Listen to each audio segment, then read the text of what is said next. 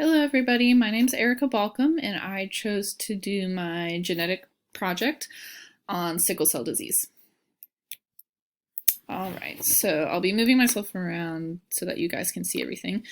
But just to start off with a little bit of history, in 1910, Walter Clement Noel was a dentistry student in Chicago who actually sought the treatment of Dr. James Herrick because he was having what we call painful episodes and pulmonary symptoms.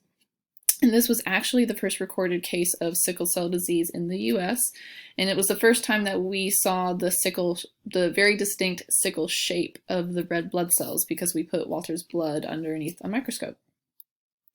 In 1927, Dr. Hahn and Dr. Gillespie, they realized that the sickle cell shape was actually due to low oxygen levels.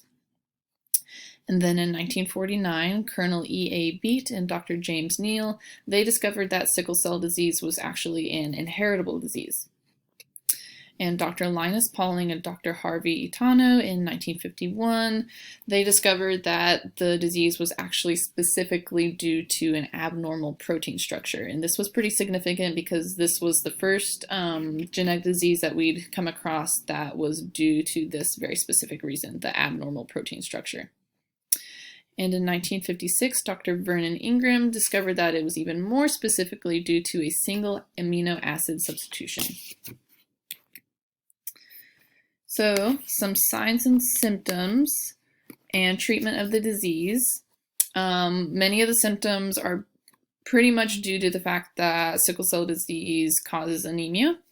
And this includes shortness of breath, fatigue, delayed growth and development in children, and jaundice. And then, as I previously mentioned, painful episodes. And these are just really abrupt onset, severely painful episodes that individuals with sickle cell disease experience that can actually lead to organ damage because if they go untreated or they are prolonged, the organs experience a lack of oxygen. And then pulmonary hypertension can also lead to heart failure in those with sickle cell disease, and this approximately happens in 10% of adults with sickle cell disease. Treatment includes many sorts of oral medications, blood transfusions, and even stem cell therapy. The stem cell therapy is more so for younger populations, but all of the treatment is really aimed at decreasing the frequency and the severity of painful episodes. Now some population and prevalence. So 100,000 Americans are affected by sickle cell disease, and 1 out of every 365 African American births people are born with sickle cell disease, and 1 in 13 are born with sickle cell trait, so they have the one mutated gene. This is very significant because it pans out to mean that 8 to 10% of African Americans are affected by sickle cell. And then 1 out of every 16,300 Hispanics are born with sickle cell disease. So not as prevalent as African Americans, but still fairly significant. And as you can see by the picture that I put in here, sub-Saharan Africa is really affected by sickle cell disease. You've got Central America, South America, India, Saudi Arabia, even countries like Turkey, Greece, and Italy are increased by affected by sickle cell disease at increased rates.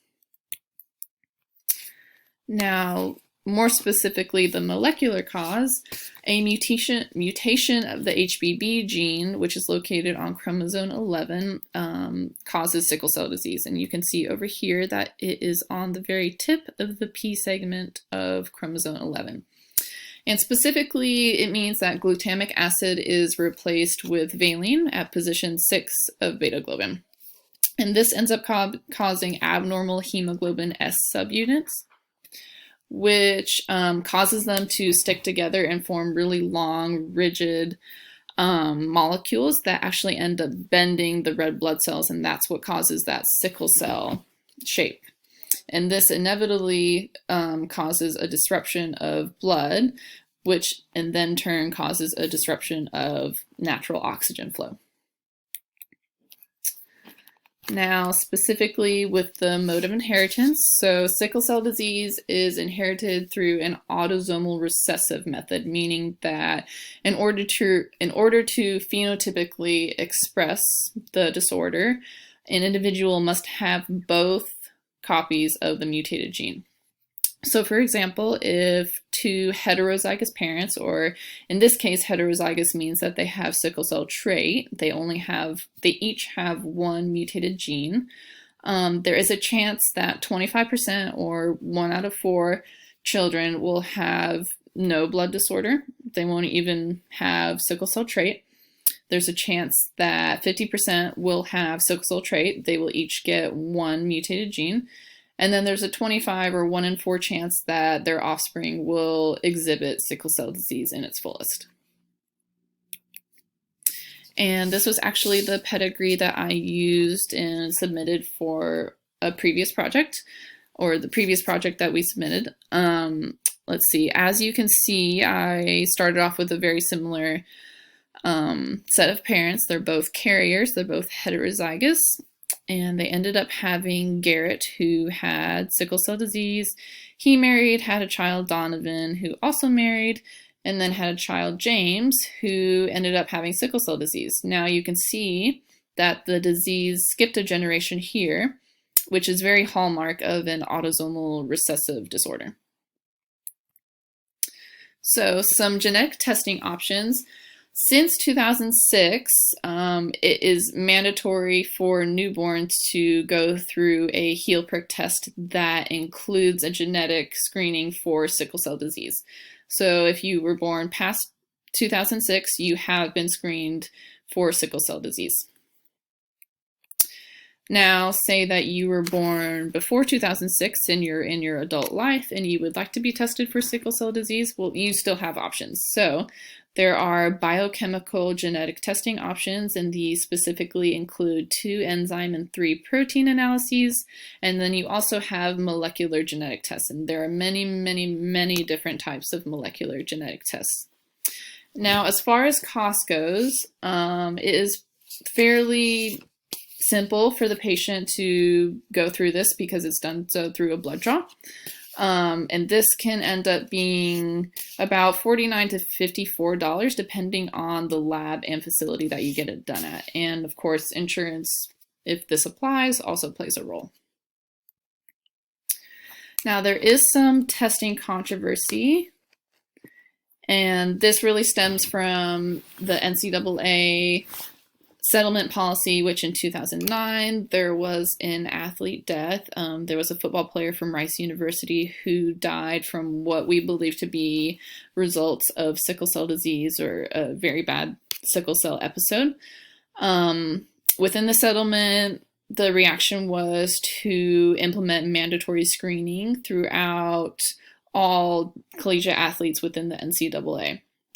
And there's been a little bit of a pushback for this because certain individuals believe that this sort of reaction is based on a lack of information and that they would rather depend on further research, education, specifically of athletes and coaches, and the implementation of safety measures to better screen and handle the possibility of sickle cell disease within athletes, rather than this rather reactionary, widespread, mandatory screening for every single athlete within the NCAA. And I thought it was pretty important to add a slide that had some links for additional information. So the first link is to Sickle Cell Disease, the nationwide organization. And I thought this was pretty cool because it actually is more so geared towards somebody that actually has sickle cell disease, not just somebody like me who doesn't have it and is just researching it.